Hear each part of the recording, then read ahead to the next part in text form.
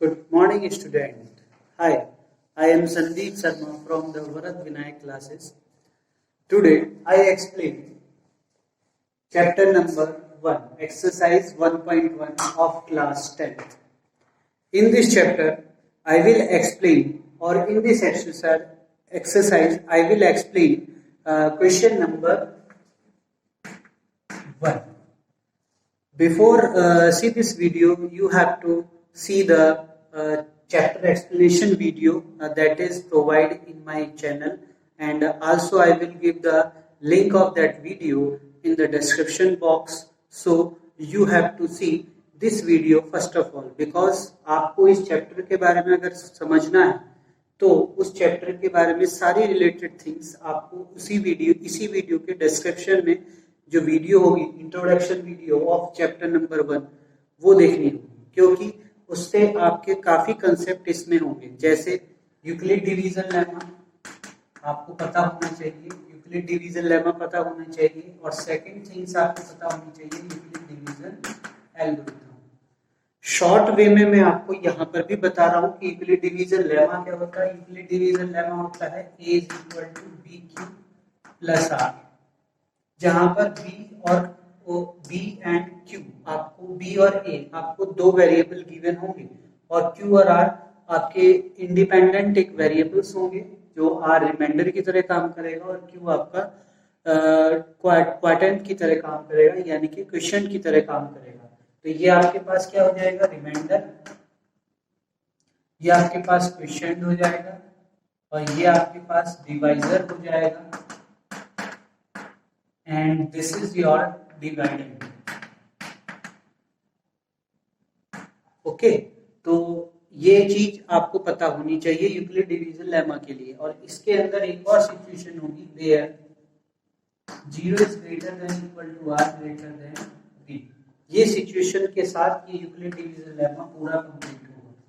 Clear? और इसके बाद जो यूक्लिड डिवीजन एल्गोरिथम है, एल्गोरिथम का मीन्स होता है स्टेप, तो वो स्टेप्स आपको मेरी इसी वीडियो के डिस्क्रिप्शन में जो वीडियो होगी उसमें आपको मिलेंगे, तो वो आप स्टेप देख लीजिएगा। बहुत अच्छे क्वेश्चंस बनते हैं इस डिवीजन एल्गोरिथम पर, यूक्लिड डिवीजन एल्गोरिथम पर, तो आप वहां से जाकर के देख लीजिएगा। Okay, now I will discuss the question number 1। Okay, तो आपके पास क्वेश्चन नंबर 1 है, जिसका फर्स्ट पार्ट मैं आपको बता रहा हूं। फर्स्ट पार्ट है आपके पास 135 and 225। This is your first part. Okay, now यहां पर सबसे पहले according to the Euclid division algorithm, Euclid division algorithm, बेटा यहाँ पे भी अगर आप देखते रहेंगे तो आपको पता चल जाएगा what is the Euclid division algorithm. तो फर्स्ट ऑफ ऑल स्टेप 1 क्या था यूक्लिड डिवीजन एल्गोरिथम का? स्टेप 1 था कि आपको क्या करना है, सबसे पहले आपको क्या करना है कि इन दो वेरिएबल्स में से आपको कंपेयर कराना है कि कौन सा वेरिएबल बड़ा है, और उस वेरिएबल को आप A सपोज करेंगे। जैसे आप जानते हैं 135 छोटा होता है 225 से, तो यानी कि A आपके पास क्या 225 बड़ा होगा ना, आपको भी पता है 225 बड़ा होगा, 135 आपका छोटी वैल्यू है। तो जो बड़ी वैल्यू है उसको हम क्या सपोज करते हैं A, और जो छोटी वैल्यू है उसको हम क्या सपोज करते हैं B। तो यानी कि आपके पास A इज इक्वल टू क्या हो गया 225 and B is equal to आपके पास आ गया 135। क्लियर? तो A की वैल्यू आपके पास 225 हो गई है एंड B की वैल्यू आपके पास 135 हो गई है। अब इन वैल्यू से आप यूक्लिड डिवीजन एल्गोरिथम लगाएंगे। उसके लिए आप एक छोटा सा प्रोसेस है जो आप शायद 6th 7th 8th में पढ़े होंगे, वो क्या प्रोसेस है वो देखिए। यहाँ पर क्या था कि आपको जो छोटी वैल्यू उससे आपको बड़ी वैल्यू को डिवाइड देना होता था 225, तो दीजिए डिवाइड। तो देखिए ये 1 टाइम जाएगा इससे, तो यहाँ पर आपके पास 1 टाइम हो गया। 225 में से 135 आप सब्ट्रैक्ट कराएंगे तो वैल्यू क्या आ जाएगी 0 और 9 90। क्लियर? तो यही यूक्लिड डिवीजन लेमा को आप यहाँ पर अप्लाई करिए। Step 2, apply Euclid division lemma, apply Euclid division lemma. लगाइए, यूक्लिड डिवीजन लेमा क्या था, ए की वैल्यू आपके पास ये, तो 225 इज इक्वल टू बी की वैल्यू ये 135 इंटू क्यू। मैं यहाँ पे आपको ये फॉर्मूला लिख के रहा हूँ, जो मैं यहाँ पे लगा रहा हूँ वो यहाँ पे राइट कर रहा हूँ। यूक्लिड डिवीजन लेमा क्या था, यहाँ पर राइट कर रहा हूँ, देखिए a is equal to b q plus r, यही था ना, a is equal to b q plus r. तो देखिए वो मैं यहाँ पर राइट कर रहा हूँ, a की जगह पर आपके पास क्या है 225, b की जगह आपके पास क्या है 135, q की जगह पर आपने यहां से इसे डिवाइड किया तो वैल्यू क्या है 1, तो 1 प्लस r रिमाइंडर 90। क्लियर। अब इसके बाद स्टेप 3 आपका क्या होता था बेटे, स्टेप 3 होता था जो रिमाइंडर, उस रिमाइंडर की वैल्यू को आप चेक करते थे। तो यहाँ पर वही करेंगे, if r is equal to r not equal to 0, क्योंकि हमें क्या पता है, देखो 90 जो है वो 0 के इक्वल नहीं है, तो r नॉट इक्वल टू आपके पास क्या हो गया 0, तो r की वैल्यू 0 के इक्वल नहीं है, तो आप क्या करते थे, देन आप क्या करते थे, यहाँ पर थोड़ा सा कंसेप्ट को ध्यान देके चलेंगे कि r की वैल्यू अगर 0 के इक्वल नहीं है तब आप क्या करते थे, जो आपके पास b वैल्यू थी उसको आप क्या बना लेते थे a, जो b की वैल्यू है वो a, और जो r की वैल्यू है उसे हम बना देते थे b। क्लियर।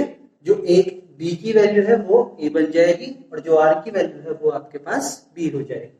अब देखिए यहां से 90 से आप इसको डिवाइड कीजिए 135, यही सेम देखिए r की वैल्यू को आपने क्या बनाया b, तो b बना दिया, और इसकी वैल्यू को हमने क्या बनाया था a, तो देखिए a बना दिया, फिर इसे डिवाइड कीजिए, तो ये आपके पास जाएगा 1 टाइम, आपके पास इसमें से रिमाइंडर हो जाएगा 45, तो ये आपके पास क्या आ गया रिमाइंडर आ गया। अब इसमें भी फिर से अगेन देखिए मैंने क्या बताया था यूक्लिड डिवीजन लेमा में कि अगर r की वैल्यू 0 हो जाए तो हम a की वैल्यू b की वैल्यू को a बना देते हैं एंड r की वैल्यू को b बना देते हैं, और इफ r की वैल्यू अगर 0 हो तो हमारा b जो होगा वो SCF होगा। ये यूक्लिड डिवीजन लेमा था। अब यहां से फिर से आपको रिटर्न क्या करना पड़ेगा, ये स्टेप 1, क्यों, क्योंकि जब तक हमारी r की वैल्यू 0 ना हो जाएगी, हमें SCF नहीं फाइंड आउट होगा, तब तक हम इस प्रोसेस को रिपीट करते रहेंगे, यूक्लिड डिवीजन लेमा लगाते रहेंगे कंटिन्यू। ओके, तो फिर स्टेप 4 में देखिए, स्टेप 4 आपके पास क्या हो जाएगा बेटा, a की वैल्यू ये है, b की वैल्यू ये है, हमने इधर बना लिया, फॉर्मूला हमारे पास ये रहा, तो a की जगह पे हमारे पास 135, तो यहाँ पर आ जाएगा, तो चलो मैं इसे ऊपर राइट कर देता हूँ, यहाँ राइट,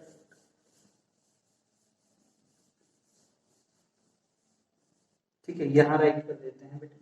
तो देखिए a की जगह a की वैल्यू हमारे पास फॉर्मूला क्या था, a is equal to b q plus r, तो यहाँ पर a की जगह पर आपके पास 135 है, तो 135 इज इक्वल टू हमारे पास कितना है 90 इंटू 1 प्लस 45, तो अब भी आपके पास r की वैल्यू क्या रही है 0 नहीं है, तो यानी कि स्टेप हमें कहां तक जाना पड़ेगा, स्टेप 4 पे। स्टेप 4 पे चेक करेंगे, if r is not equal to 0, yes r 0 नहीं है, तो हम क्या लिखेंगे, देन क्या लिखेंगे, a is equal to b की वैल्यू 90 एंड r आपके पास क्या हो जाएगा, r की वैल्यू को हम क्या लिखते हैं b is equal to 45।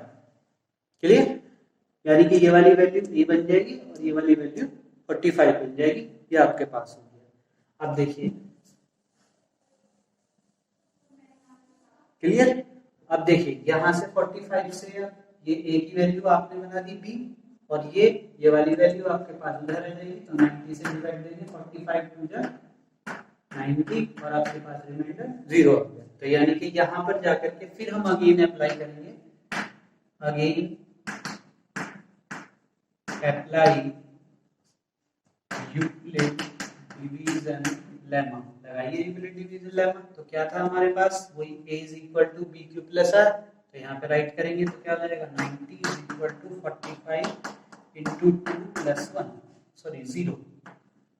Okay, तो यहाँ पर रिमाइंडर आपके पास क्या आ गया 0 आ गया, तो दैट्स व्हाई जब हमारे पास रिमाइंडर 0 होगा, यहीं से स्टेप लिखना है, देखिए स्टेप फिफ्थ। इसी हिसाब से जब यहाँ पे देखेंगे if r is equal to 0, अगर r की वैल्यू आपके पास 0 है तो SCF क्या हो जाएगा b। SCF क्या हो जाएगा b, यानी कि SCF is equal to b, यानी कि b की वैल्यू आपके पास 45 है, तो ये इसका answer. By this way you have to solve this question। आप इसको इस हिसाब से इस क्वेश्चन को ऐसे सॉल्व कर सकते हैं। इजी वे है और सिंपल वे है। इधर डिवाइड देते चले जाइए और इधर की साइड में उसे यूक्लिड डिवीजन लेमा के फॉर्म में राइट करते चले जाइए। और इसमें एक चीज जरूर याद रखना, अगर आपके पास r की वैल्यू नॉट इक्वल टू 0 है तो जो b की वैल्यू होगी वो आपके पास a में कन्वर्ट हो जाएगी और जो r की वैल्यू होगी वो आपके पास b में कन्वर्ट हो जाएगी। और ये प्रोसेस तब तक अप्लाई करते जाना है जब तक r की वैल्यू आपके पास 0 ना आ जाए। और जब 0 आ जाएगी तो जो b की वैल्यू होगी करंट टाइम पर उसी सिचुएशन में, पीछे वाली सिचुएशन में b नहीं, जो लास्ट सिचुएशन, जो लास्ट सिचुएशन रह गई है उसमें जो भी आपके पास b की वैल्यू होगी वो SCF बन जाएगा। Clear? Now I will explain the question number 2। अब इसी प्रोसेस से आप इसके बाकी 2 पार्ट भी कर सकते हैं। अब इसके बाद क्वेश्चन नंबर 2 देखिए। क्वेश्चन नंबर 2 को समझने से पहले आपको थोड़ा सा उसके बारे में समझना पड़ेगा, क्या कि क्वेश्चन नंबर 2 के साथ आप वर्क कैसे करेंगे। क्वेश्चन नंबर 2 के साथ वर्क करने के लिए आपको पहले क्वेश्चन को समझना होगा। क्या है question? So that any positive odd integer is of the form of 6 cube plus 1 or 6 cube plus 3 or 6 cube plus 5 where q is a some integer। बेटा इसने बोला है कि आपके पास कोई भी पॉजिटिव इंटीजर है उसको आपको इनकी फॉर्म में जस्टिफाई करना है। अब उन पॉजिटिव इंटीजर में से कुछ इवन भी होंगे और कुछ ऑड भी होंगे। तो सबसे पहले मैंने आपसे क्या बोला कि आपके पास जितने भी पॉजिटिव इंटीजर हैं, तो हम सारे तो पॉजिटिव इंटीजर ले नहीं सकते, तो हम क्या करेंगे उसके लिए एक वेरिएबल मान लेंगे। लेट द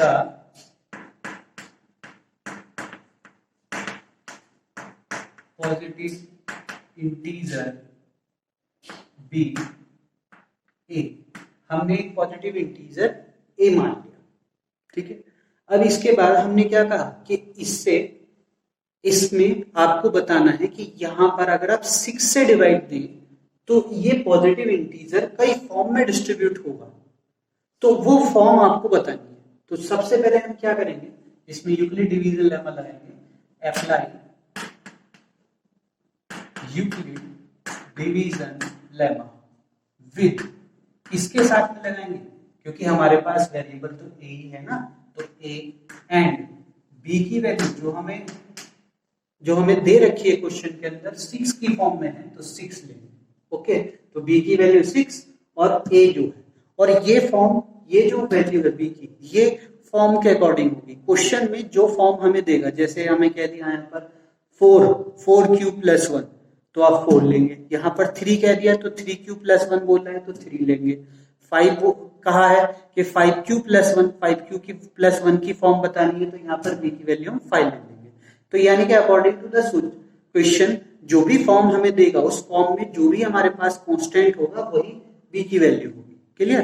अब यूक्लिड डिवीजन लेमा लगाइए। तो यूक्लिड डिवीजन लेमा आपके पास क्या था, a is equal to b की जगह 6 q प्लस r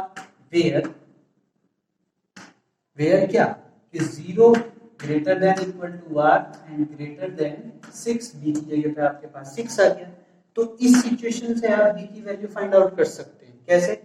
कि भाई r की वैल्यू 0 और 6 के मिडिल में होगी, 0 से छोटी होगी पर 6 से छोटी होगी पर 0 से बड़ी और बराबर हो सकती है। तो r की वैल्यू इससे क्या हो जाएगी बताइए, 6 से छोटी, 0 के बराबर और 0 से बड़ी हो सकती है। तो यानी कि 0, 1, 2, 3, 4 और 5 तक जा सकती है। क्लियर? तो r की वैल्यू आपके पास आ गई है। अब r की वैल्यू आप यहाँ पर पुट करके सिचुएशन बनाते चले जाइए। देखिए कैसे बनाएंगे। At r is equal to, first time हमने लिया इसका 0, तो r की वैल्यू 0 ली, ये वैल्यू यहाँ पर पुट करिए, तो a इज इक्वल टू क्या हो जाएगा, 6 cube plus 0, that's mean a is equal to 0 को इसके अंदर ऐड करेंगे तो हमारे पास क्या जाएगा 6q। अब q को इसने डिफाइन कर रखा है, q हमारे पास क्या है, where q is some integer, q हमारे पास कोई इंटीजर है।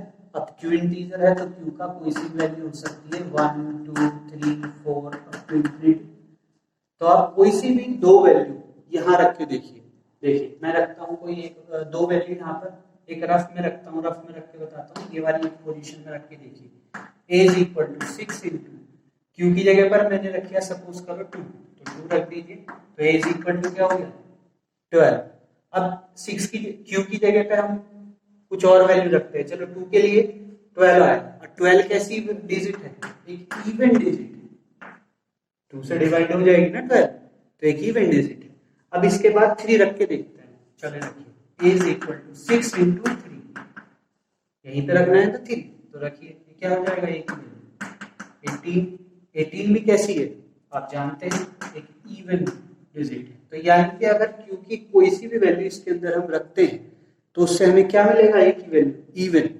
तो यही हम यहाँ पे राइट करना है कि when put the value of q in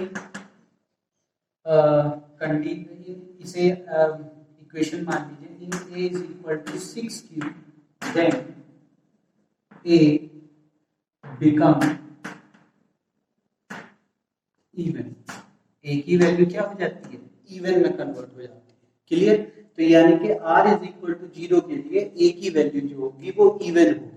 अब r इज इक्वल टू 1 के लिए लगाइए, at r is equal to 1 के लिए लगाइए, तो ये क्या हो जाएगा, a is equal to 6q plus 1, r की जगह 1 हो गया। अब फिर से यहाँ पर आप q की वैल्यू कुछ भी रख सकते हैं, क्योंकि हमने क्या लिखा था, q की वैल्यू एक इंटीजर है, तो इंटीजर तो कोई से भी हो सकते हैं। q इज इक्वल टू जैसे 1 हो गया, 2 3 4 5 आप तो इंफिनिटी तक कुछ भी रख सकते हैं। तो रख के देखिए, इसके अंदर रखिए, चले हम रख के दिखाते हैं, एग्जाम्पल बताते हैं आपको। जैसे a is equal to 6 into q की जगह पर हमने पिछली बार 2 रखा था ना यहाँ पे, तो अब भी 2 रखिए, 2 प्लस 1, तो 6 2 जा 12 प्लस 1 यानी कि 13, ये कैसा हो गया, ऑड नंबर। क्लियर? अब इसके बाद दूसरी वैल्यू कोई रखिए, हमने 3 और रखी थी यहाँ पर, तो 6 की जगह यहाँ पे 3 रखिए, 6 इंटू 3 प्लस 1 यानी कि 18 प्लस 1 दैट्स मीन 19 भी हमारे पास कैसी है, ऑड। तो दैट्स मीन हमारे पास एक कंक्लूजन, सिंपल कंक्लूजन क्या आता है कि हम क्यू की कोई सी भी वैल्यू अगर इस सिचुएशन में रखते हैं, इस कंडीशन में रखते हैं, तो ये ए की वैल्यू को क्या देता है, ऑड देता है। तो वही चीज हम यहाँ पे राइट करेंगे, तो राइट करेंगे हम यहाँ पे राइट करेंगे क्या, when put the value of q in a is equal to 6q plus 1, then a become क्या हो जाता है, a क्या बन जाएगा, अभी रख के बताया था, बताइए, यस, ऑड हो जाता है। तो यानी कि इस सिचुएशन के लिए q की वैल्यू कोई सी भी रखने पर ये a जो होगा वो ऑड आएगा। तो यानी कि आपके पास पहली सिचुएशन ये आ चुकी कि आप जब 6q प्लस 1 में रखते हैं q का कोई सा भी इंटीजर, तो वो a जो है आपको ऑड वैल्यू प्लेस देता है, ऑड प्लेस पर हो जाता है, आपका ऑड प्लेस हो जाता है। तो दैट्स व्हाई इस टाइप से आप इसकी कंडीशंस को पुट कर सकते हैं। ऐसे ही आप यहाँ पर 1 है, अब यहाँ पर आप 2 रखिए, 2 रखने के बाद चेक करिए, 3 रखने के बाद चेक करिए, 4 रखने के बाद चेक करिए, 5 रखने के बाद चेक करिए, और हर किसी में आपके पास इस हिसाब से एक इवन एक ऑड, एक इवन एक ऑड प्लेस आता रहेगा, और यही आपको इस क्वेश्चन में करना है। Okay, if you understand this question then subscribe my channel and like this video. Thank you for watching this video.